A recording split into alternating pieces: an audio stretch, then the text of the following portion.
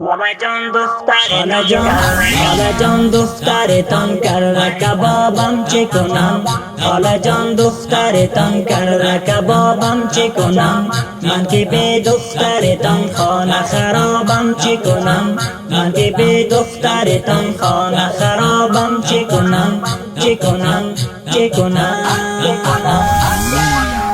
لبیون چون لبی مینام و من باده پرست لبیون چون لبی مینام و من باده پرست ندهد از لب خود جام شرابم چه کنم ندهد از لب خود جام شرابم چه کنم چه کنم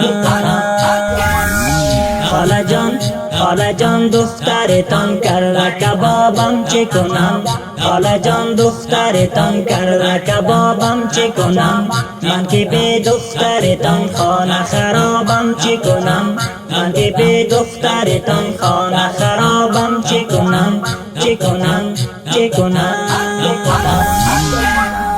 لبیون چون لبی مینام و من باده پرست لبیون چون لبی مینام و من باده پرست ندهد از لب خود جام شرابم چه کنم ندهد از لب خود جام شرابم چه کنم چه کنم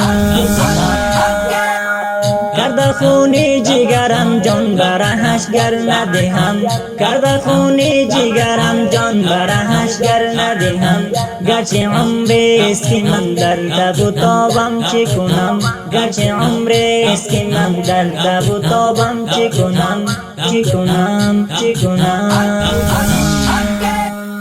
میکند سرمه به چشمم دلم میشکند میکند سرمه به چشمم دلم میشکند به خداوند و قسم من به عذابم چه کنم به خداوند و قسم من به عذابم چه کنم چه کنم چه کنم خالجان دخترتان کبابم چه کنم خالجان دخترتان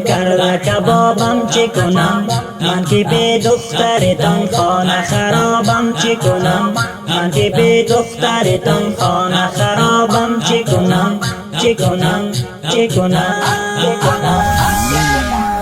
لبیون چون لبی مینام و من باده پرست لبیون چون لبی مینام و من باده پرست ندهد از لب خود جام شرابم چه کنم ندهد از لب خود جام شرابم چه کنم چه کنم کرده خونی جگرم جان برهش گر ندهم کرده خونی جگرم جان برهش گر ندهم گرچه عمری است که من در تب و تابم چه کنم گرچه عمری است که من در تب و تابم چه کنم چه کنم چه کنم میکند سرمه به چشمم دلم میشکند میکند سرمه به چشمم دلم میشکند به خداوند و قسم من به عذابم چه کنم به خداوند و قسم من به عذابم چه کنم چه کنم چه کنم خالجان دخترتان کبابم چه کنم خالجان دخترتان کبابم چه کنم من که به دخترتان خانه خرابم چه کنم من که به دخترتان خانه خرابم چه کنم چه کنم چه کنم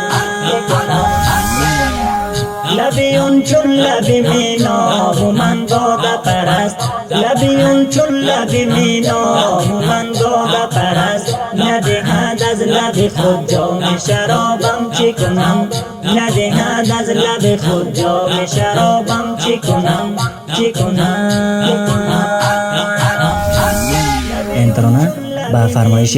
رحمت الله جان مرادی از ولایت سرپور ولسوالی سنجر قریه زنجان با صدای منصور سنجرکه نمبر ارتباط با ناخوان 070 465 987 و 070 86